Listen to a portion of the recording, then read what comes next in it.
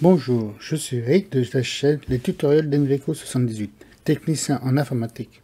Je vous propose des tutos sur l'informatique à la portée de tous, en vulgarisant au plus les termes techniques employés. Nous allons parler sur le sujet de la création d'un réseau d'entreprise. Restez jusqu'à la fin de cette vidéo, je vous proposerai d'autres vidéos sur le même thème qui pourraient vous intéresser. Mais avant tout commencement, si vous aimez mes vidéos, je vous propose de vous abonner et de cliquer sur la cloche pour être informé des nouvelles vidéos. Donc, commençons. Nous allons créer une structure d'un réseau d'entreprises qui peut varier d'une entreprise à l'autre et selon leur service qui aurait été créé, comme vous pouvez le constater dans les schémas. Vous avez 4 groupes: compta, commercial, production et direction. Et pour chacun, nous utiliserons une adresse IP associée. La compta, donc l'adresse IP 192.168.10.0/24, donc l'adresse MAC. La direction, on utilisera donc 192.168.20/24 et commercial. On utiliserons l'adresse IP 192.168.30/24. Comme vous pouvez le constater sur la vidéo. Production, donc pour la production, nous utiliserons aussi l'adresse IP 192.168.40.0. Voilà. Nous aurons besoin aussi de 17 PC, de 3 imprimantes, de 3 switches, de 2 routeurs et d'un serveur. Pour le routage des connexions entre les réseaux, on utilisera les routes dynamiques, RIP, pour les plus rapides. D'accord? Donc, pour le routeur 1, nous utiliserons l'adresse IP 192.168.30.0 et 190.168.40.0. Pour le routeur 2, nous utiliserons l'adresse IP 192.170.10.20.30 et pour finir 192.168.30.20 et 30. D'accord? Nous allons commencer. Alors, comme vous pouvez le constater sur l'image, il y aura plusieurs adresses IP et chaque poste aura son propre adresse. Pour le voir, pour le poste compta, chaque poste, ça sera fait. On donnera une adresse IP comme pour le VPN, comme pour l'imprimante, et idem pour les autres. D'accord? Nous allons basculer, donc, je vous ai permis de basculer plus rapidement sur la structure. J'ai commencé à préparer. Passer 17 PC à mettre en place, c'est assez long et fastidieux. Pour l'instant, aucun PC n'a une adresse IP fixée. D'accord? Et comme on peut voir, les routeurs ne sont pas mis en place, etc. Ce qu'on va faire, on va mettre en place toutes les adresses IP. Je vais mettre en pause ça pour régler tous les PC et serveurs. On pourrait utiliser des serveurs DHCP pour chaque entité, pour signaler, pour leur permettre d'avoir une adresse IP dynamique. D'accord? Là, par paresse, on va mettre adresse IP fixe pour chaque ordinateur et PC pour gagner du temps. D'accord? Donc je me mets en pause et je vous reprends juste après. Donc nous reprenons là où on était.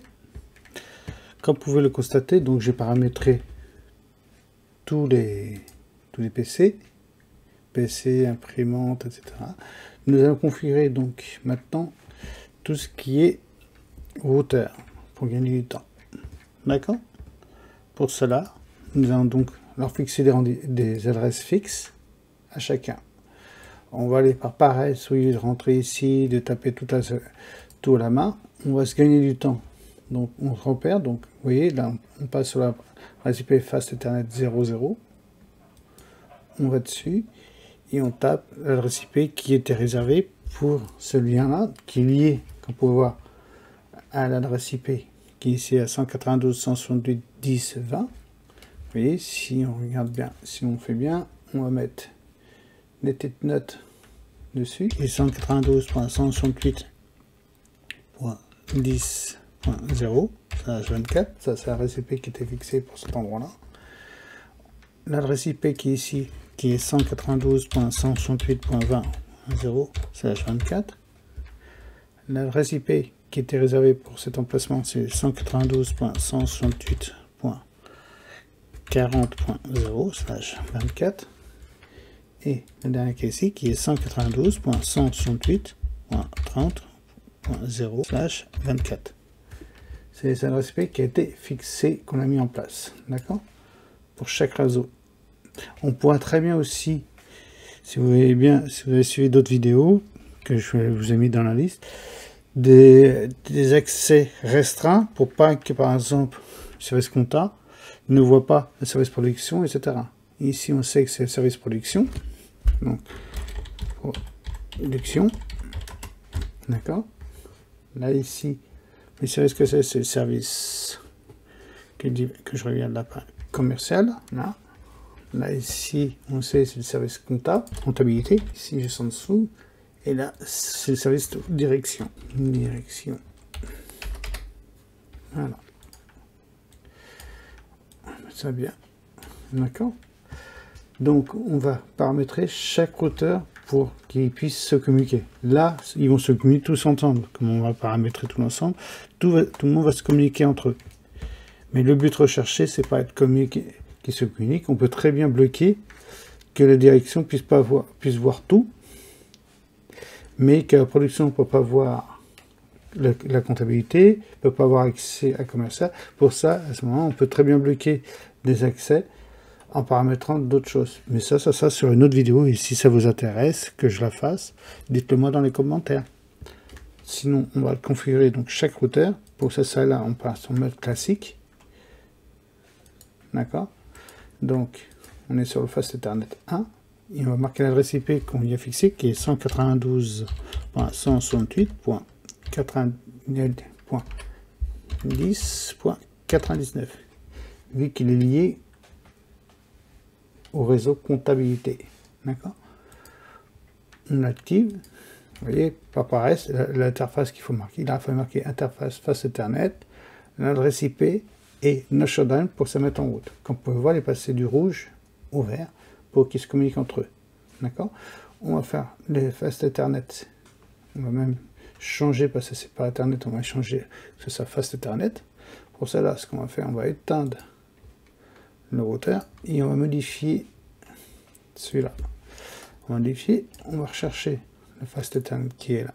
Là, attendez, hop, Ethernet, le voilà. Hop, on remet à la place.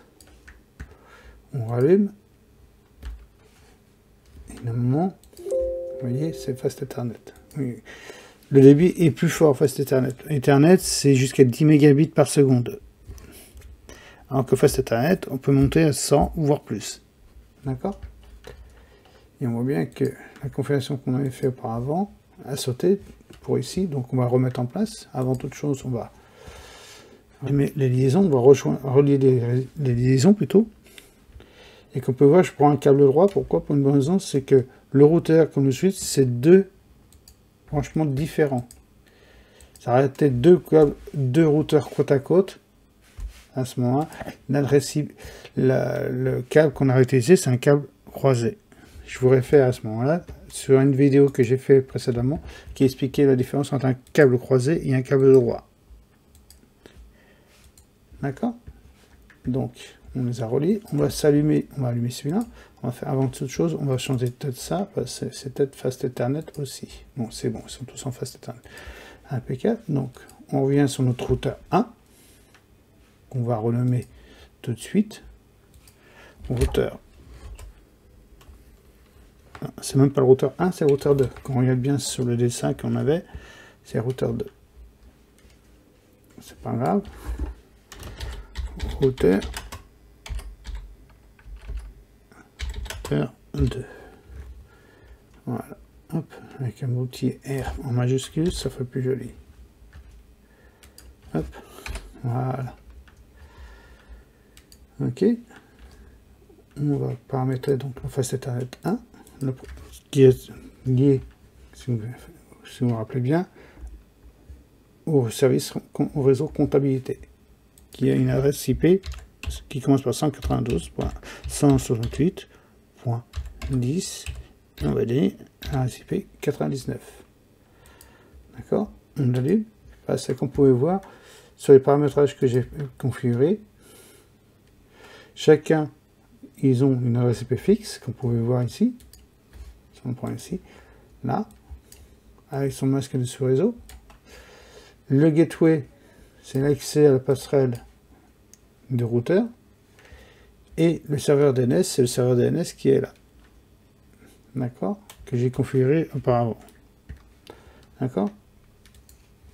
Là, pour l'instant, ils ne peuvent pas se communiquer. Comme vous pouvez voir, ce n'est pas encore lié. Et là, même le routeur, il connaît pas les adresses, il va connaître les adresses IP qui sont autour avoisinantes. Mais c'est pour ça qu'on va paramétrer après derrière. Le RIP, j'ai fait justement une vidéo là-dessus que je vous laisserai en commentaire en bas de cette description. Je vous remercie. Donc, on continue ce tuto. Donc, on commence par marquer l'adresse IP qui est ici, Fast Ethernet 10 qui est lié au réseau de direction qui ont des adresses IP qui commencent par 192.168.20. D'accord? Donc on marque 192.168.20 et on va lui donner à la fin 99. Pour l'identifier, on la libre. Et là, ils vont discuter ensemble. Ça va se mettre à discuter. On paramètre ce routeur-là, il va aller ici. Ce routeur-là, il ne va pas connaître le routeur qui est ici, il ne connaîtra pas, entre guillemets, ce réseau-là, le réseau de production. Il connaîtra le réseau commercial. C'est pour ça qu'on va le paramétrer avec des adresses IP, qu'on va lui donner toutes les adresses IP qui sont autour de lui, qui est le 192.168.10, 20, 30 et 40. D'accord? On fait ici, celui-là, donc on lui donne l'adresse IP. On va y fixer une adresse IP qui est quand même 192.168.30.99 parce qu'elle est liée au réseau commercial, comme vous le savez. D'accord? On l'allume et voilà. Là, ils vont pouvoir communiquer. On va paramétrer le petit RIP. Et les RIP qu'on disait, on va le faire de cette façon-là. Et regardez ici, vous avez les explications sur les commandes, sur les avis de commande que vous avez. D'accord? Donc pour ça, on va lui donner, fournir toutes les adresses IP qui sont autour. Donc la première qui est automatiquement, que je ne dis pas de bêtises, l'adresse IP RIP qu'on va lui donner, c'est l'adresse IP donc la 10, la 20 et la 30 qui sont autour de lui. 10, 20, 30. D'accord? Donc 192.168.10.0, on lui donne l'autre adresse 192.168.20.0 et la dernière qui est 192.168.30. Comme vous pouvez voir, il ne connaît pas l'adresse, il manque, ouais, on n'a pas fini jusqu'au bout, 192.168.30.0. Et comme vous pouvez voir, j'ai pas mis l'adresse du réseau 40. Parce que il n'a pas besoin de savoir, vu que quand il va aller ici, qu'il va basculer sur 30, ce routeur-là saura comment repérer l'adresse réseau 40 et 30. On donnera comme adresse IP RIP le 30 et le 40. Donc ne vous inquiétez pas, ils pourront communiquer entre eux. D'accord? On va configurer donc le deuxième routeur, qui lui, son adresse IP Fast Ethernet 00 est lié à l'adresse commerciale du service au réseau commercial, donc qui commence par 192.168.30. On va donner 254. Parce qu'on ne peut pas donner 99 pour une raison, c'est qu'il est déjà pris. Comme pour, si vous vous rappelez-vous, c'est ici, sur le premier routeur. D'accord? On l'allume. On va en profiter vite fait pour changer le nom du routeur. Routeur 1. On met ici la même chose, routeur 1. On paramètre, on pourra en temps ça a eu le temps de s'allumer, et se paramétrer tout le reste, les autres. Voilà. On va paramétrer donc la phase 1.0 pour qu'il puisse communiquer avec ce réseau-là, que ce réseau-là puisse sortir. Donc pour ça, on va marquer 192.168.40.254. D'accord? Production ne puisse pas imprimer.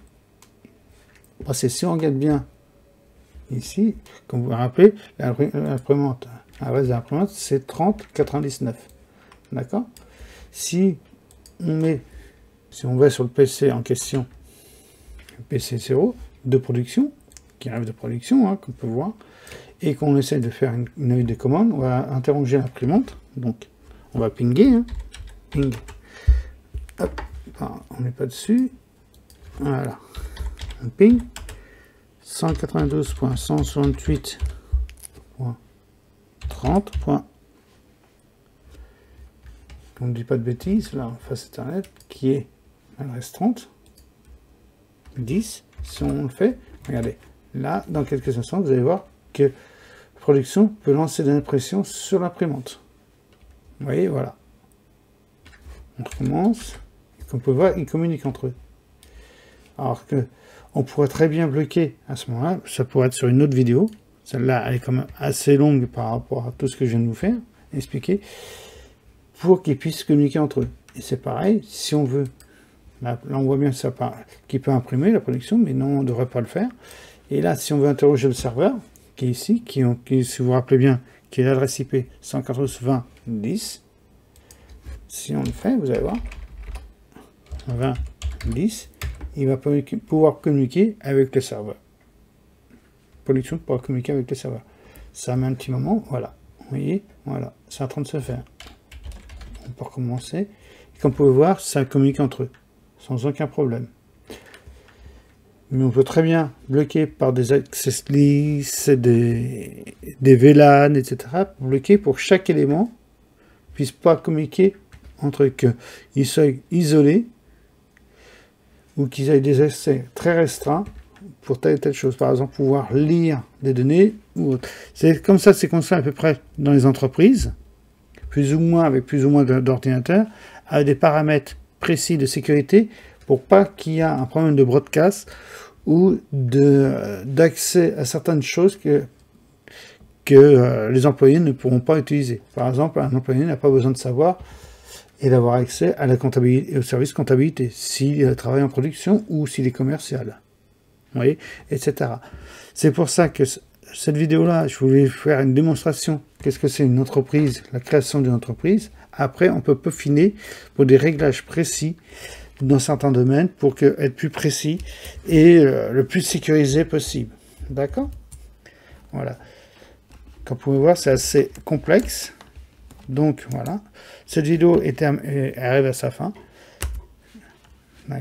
Et je vous dis à ce moment-là, je vous remercie d'avoir donc regardé la vidéo. Et si cela vous intéresse, que je parle sur le même sujet ou sur d'autres sujets, dites-le moi dans les commentaires. Ci-dessous, je me ferai un plaisir pour cela de faire une ou plusieurs vidéos et pourquoi pas de développer le ou les sujets proposés. N'hésitez pas, si vous avez aimé la vidéo, de vous abonner et de cliquer sur la cloche pour être informé de toutes nouvelles vidéos publiées. Merci. Et comme convenu, je vous propose d'autres vidéos sur le même thème qui pourraient aussi vous intéresser. Merci et au revoir. Il y a une prochaine chaîne pour regarder d'autres vidéos.